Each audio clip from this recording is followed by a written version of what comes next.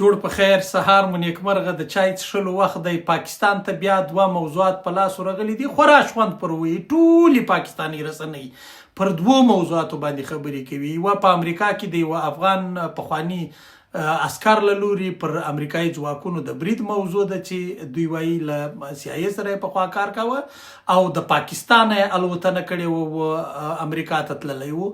دا یوه موضوع ده چې پاکستاني رسنۍ ورباندې راڅرخي. او بل تر ټولو ډېر شخوند دوی په تاجکستان کې د ختلون ولایت کې د درو چینایي وګړو پر مرګ باندې د دوی رسنۍ راڅرخي او مخامخ ګوتې افغانستان ته نیسي.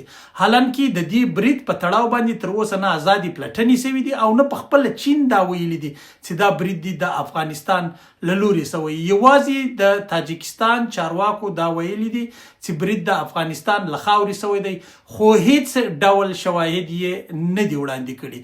دغسې تورونه هغه وخت لګیږي چې کله په ممالکو کې پیښې وشي او د پیښو تر ریښو پورې استخبارات او ځایي چارواکي او حکومتونه رسیدګي نشي کولی، نو دوی بیا د تور ګوتې په یوه هیواد باندې یا په یوه هیواد کې پر ترهګرو وسلوالو ډلو باندې پاکوي. دلته څو احتماله موجود دي. تر ټولو لوی احتمال دا دی چې دا برید د هغو وسلوالو ډلو لخوا څخه شوی چې په تاجکستان کې ګڼ بریدونه کړي دي، بېلابېلو وختونو کې بریدونه کړي دي چې هغه یو انصار الله ډله ده او بل پخپله د داعش خراسان څانګې د تاجکستان برخه ده. دې دواړو په تاجکستان کې بیا بریدونه کړي دي او د دوی د بریدونو شواهد موجود دي، د بریدونو مسؤلیت یې اخیستی دی. خو تر اوسه پورې د دې وروستي برید مسؤلیت هم هیڅ یوې ډلې نه دی منلی. نو دا یوه بله سناریو یا یو بل اړخ را برسېره کوي چې د برید مسؤلیت چا نه دی منلی. ګوته هغې خواته نیول کېږي چیرې چې ګټې پټې دي. په ټولو هیوادونو کې، په خاص کر د درېیمې نړۍ په ټولو هیوادونو کې مافیاګانې موجودې وي او د مافیاو پر بنیاد باندې د مافیاو له بېلابېلو ادارو څخه دا کوشش کیږي چې شرکتونه یا دوی ته پیسې ورکړي یا دوی د یو بل څخه پروژې واخلي. نو تر ډیره بریده پورې د کریمینلز یا جنایي جرمونو یوه پیښه د له لوري کیدای شي دا پیښه شوې یا دا یو جنایي جرم واوسیږي، بیخي د ترهګرۍ پیښه ونه اوسیږي.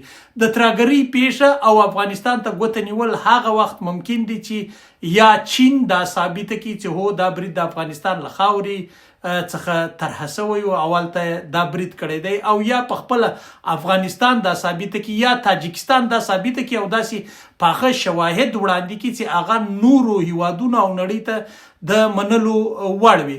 تر اوسه پورې د دې برید په تړاو باندې یوازې د تاجکستان ادعا را برسېره شوې ده، خو تر ډیره حده موږ دا ویلی شو چې د دې برید ګټه چاته رسیږي او د دې برید تاوان چاته رسیږي.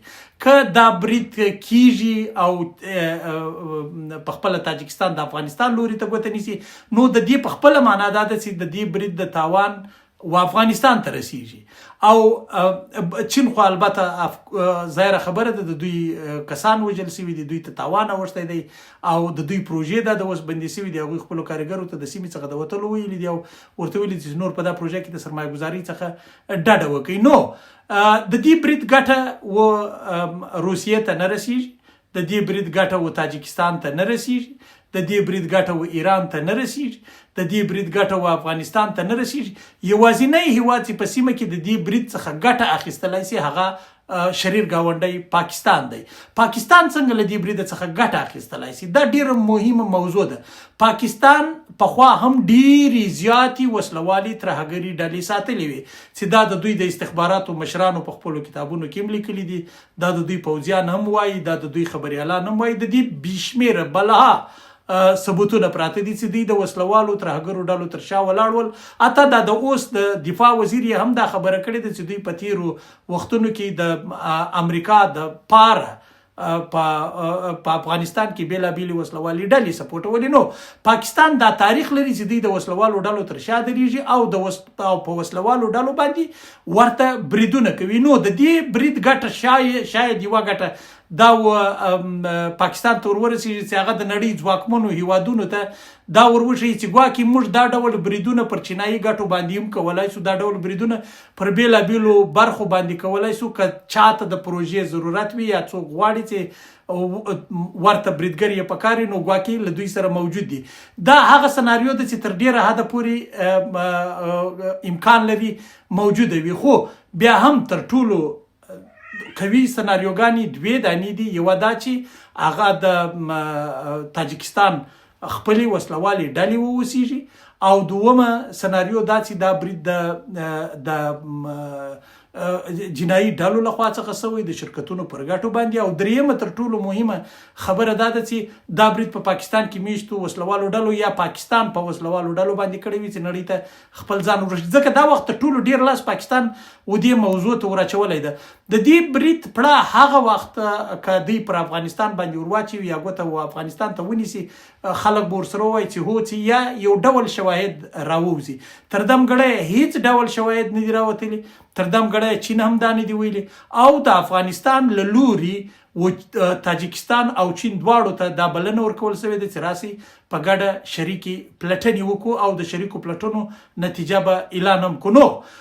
په افغانستان کې داسې وسلوالې ډلې که موجودې هم وي، هغوی مهار شوي وسلوالې ډلې دي. هغوی په نورو هیوادونو کې د لاسوهنې توان له لاسه ورکړی دی، هغوی په نورو هیوادونو کې د جګړې کولو توان له لاسه ورکړی دی. ځکه یې دا توان له لاسه ورکړی دی چې طالبان په یو کنډیشن، په یو شرط باندې د نورو هیوادونو اتباع په افغانستان کې هیله کوي چې هغه به جنگ جګړو ته لمن نه وي او د عادي انسان په څیر به ژوند کوي، چې دا په ټوله دنیا کې یو معمول دی. دا دلته هم شته. نو بله مهمه خبره دا ده چې تر ډیره بریده پورې پاکستان دا کوشش کوي چې د افغانستان اړیکې له چین سره خرابې کړي، د افغانستان اړیکې له روسیې سره خرابې کړي، د افغانستان اړیکې له ایران سره خرابې کړي. دا د پاکستان کوشش دی، روان دی. نو ډیر امکان نه لري چې دوی په دې باندې وتوانیږي، ځکه د روسیې د طالبانو حکومت په رسمیت پیژندلی دی. یوازینی هیواد دی چې بین الدولتي اړیکې د طالبانو سره بین الدولتي قراردادونه کولی شي او د مشورو دروازې پر طالبانو باندې خلاصې دي. هغوی تر ډیره بریده پورې خو اوس ځینې نورې داسې مهمې خبرې کړي چې کیدای شي طالبانو ځینې ډیرې مهمې وسلې پر دې باندې به په تفصیل شخیږي. اوس ما ریسرچ پر روان دی، له روسیې او ایران ترلاسه کړي وي. ایران هم په ورته حالت کې دی. نو دا ډول بریدونه کیدای شي که له یوه اړخه پر افغانستان ته ګوته نیول کېږي، له بله اړخه دا یو دې لوري ته هم موضوع بوځي چې د افغانستان سره باید د داعش په کنټرول کې مرسته وشي. کیدای شي طالبان تر ډیره بریده پورې له دې موضوع څخه دا ډول ګټه هم پورته کړي.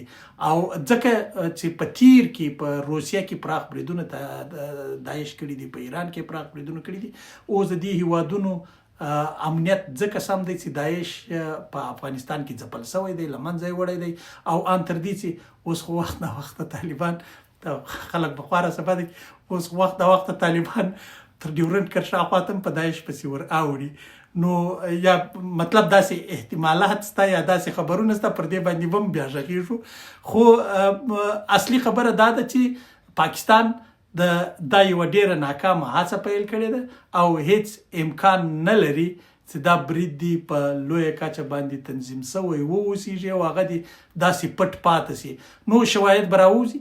چین هم عادي هیواد نه دی، د هغوی چې یو وګړی مري بیا دوی دا معلوموي چې وګړی چیرې مري. تر ټولو خو ډیر چینایان د باندې په پاکستان کې وژل شوي دي، تر ټولو ډیر بریدونه په پاکستان کې پر شوي دي. نو زه به کوشش کوم چې پر داسې موضوعاتو باندې نورې ویډیوګانې هم درته وکړم. تاسې دا یوټیوب چینل در سره فالو کړئ، که مو نه وي کتلی، که مو نه وي کړی. البته تر نورو دوستانو یې هم ورسوئ، دا ویډیو شریکه کړئ، ویې ګورئ او خپل فیډباک لاندې په تفسیرو کې راته ولیکئ. او زموږ د پښې په میوارې پسې هم سر مه ګرځوئ. هغه وخت نه وخت داسې وي چې زه غږېږم دا فکر کوي چې ته ولې ماته نه غږېږې. نو ژوند خدای مو شاد آباد او بریالي لره. د یوه داسې افغانستان په هیله چې لږ تر لږه پر خپل دشمن یې دومره ویره پرته وي چې همیشه یې خوبونه نارامه وي. خدای مو شاد آباد او بریالي لره. ژوند